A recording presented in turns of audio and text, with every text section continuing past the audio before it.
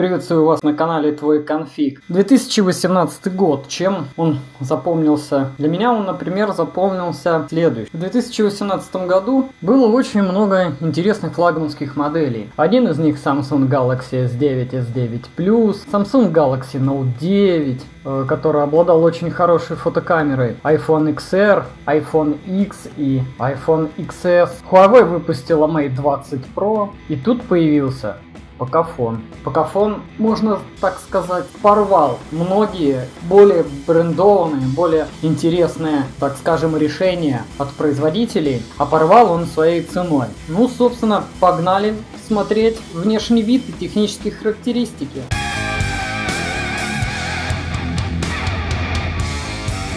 Внешний вид. Вот если так вот вы его глянете, что это вам напоминает? iPhone X, монобровь, все дела, да? Как бы вот прям iPhone. Переворачиваешь его с этой стороны, уже не iPhone. Надпись Pocophone красуется, матовый пластик, который, кстати, такой достаточно мягкий, вам на камеру, наверное, не особо видно, но вот у него такие мелкие затертости, не глубокие, да. Сканер отпечатка пальцев на задней панели, сдвоенная камера, фотоспышка, кстати, очень даже неплохая. Стандартное размещение качели громкости, причем кнопочки прибавить громкость и уменьшить громкость, они раздельные, а не одной качелькой. Клавиша включения. С нижней стороны у нас получается два динамика, Type-C, два болтика.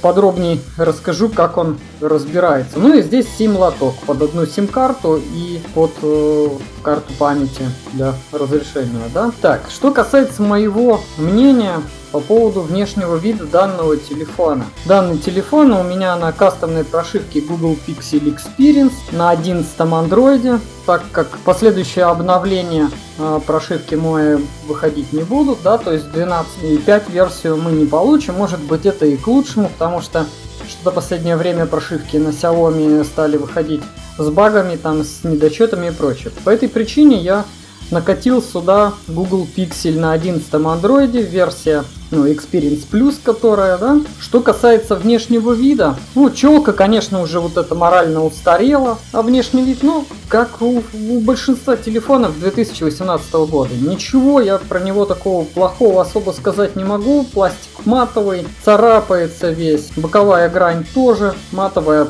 Вот эта вся часть корпуса, это вся она целиковая, пластик мягкий. Чтобы поменять здесь аккумуляторную батарею, не обязательно нести его в сервисный центр. Вы откручиваете два боковых болтика, аккуратно ногтем подковыриваете и аккуратненько снимаете крышечку. Есть видео по подробному разбору этого телефона на YouTube. Можете загуглить замена батареи и увидите, собственно, как это все происходит. Это все очень доступно. У меня лично, чтобы поменять здесь аккумуляторную батарею, это буквально заняло минут 10. Единственное, сразу обзаведитесь нормальными отверточками, хорошим набором. Здесь все под плюс и мелкие. В общем, это все можно купить, в принципе, в фикс-прайсе на один раз, да. В общем, по внешнему виду не могу сказать, что как-то он плохой, хотя вот мне недавно на Авито там один товарищ писал, что нафига тебе это старье надо, его с кармана стрёмно вытаскивать. Вытащил такое, ой, все таки да у тебя какое-то барахло старое. На самом деле, большинству людей плевать, как выглядит. Звонит, работает, все, замечательно. Итак, переходим к техническим характеристикам.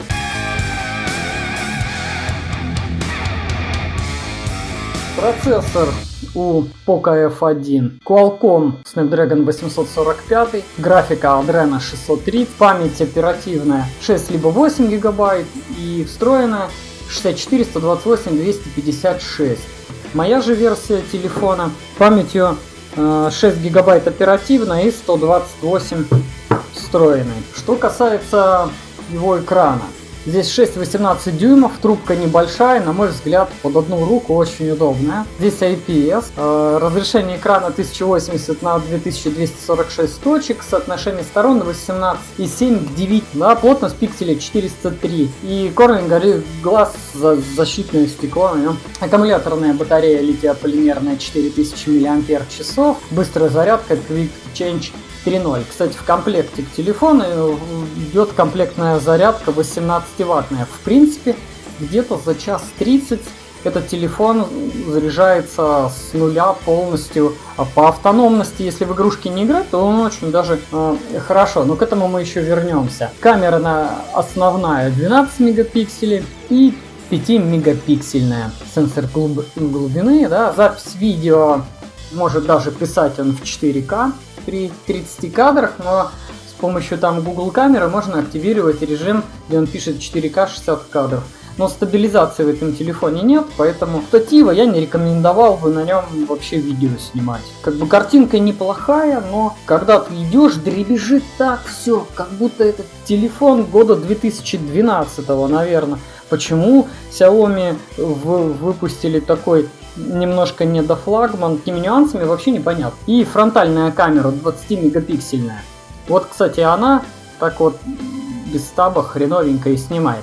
Ну, собственно, примеры видео будут у нас дальше в тестах. По поводу сети и передачи данных. Он 4G LTE поддерживает, Bluetooth 5.0, A2DP, LE, по звуку IPTX HD, USB Type-C первой версии. Ну, естественно, для 2018 года далеко не каждый подобный телефон мог похвастаться вообще наличием разъема Type-C. По датчикам. Датчики инфракрасные, распознавание лица вот здесь. То есть инфракрасная камера, можно даже в темноте снимать, будет у вас как из фильмов ужасов, такие поросячьи глазки будут светиться. К сожалению, в этой трубке нет NFC. Для кого-то это важно, для кого-то не важно. Мне, например, абсолютно плевать, есть NFC в телефоне, нету. Здесь есть радио, есть разъем 3.5 мини-джек, что очень хорошо, можно музыку. По звуку он выдает очень даже неплохо, что по Bluetooth, что по проводу, и мощности усилителя вполне достаточно. Ну и вес телефона 180 грамм. В принципе, трубка не тяжелая по нынешним меркам, то и в 2021 году, и скорее всего этот же телефон будет и неплохо себя чувствовать и в 2022 году. Все-таки флагманский процессор Snapdragon 845, он достаточно производительный. А теперь переходим к тесту.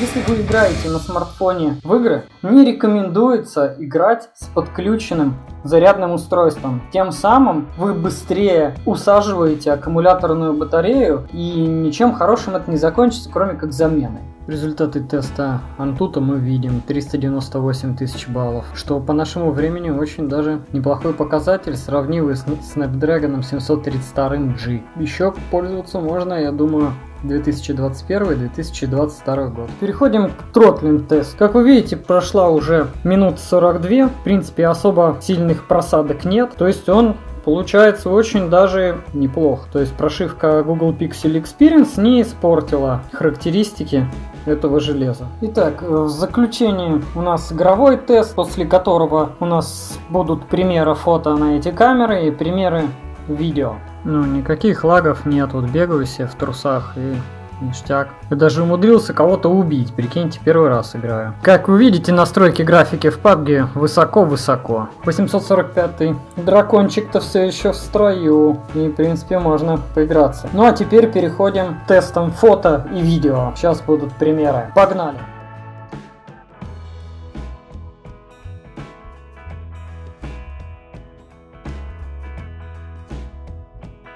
Тест видео 4К Poco F1 на кастомной прошивке Google Experience. 60 кадров в секунду. Проверка стабилизации. Тестовое фото Poco F1 на прошивке Google Experience. Full HD 30 кадров в секунду. Стабилизация, сами видите, как работает. Тест камеры 4К 100 мегабит. Тест стабилизации.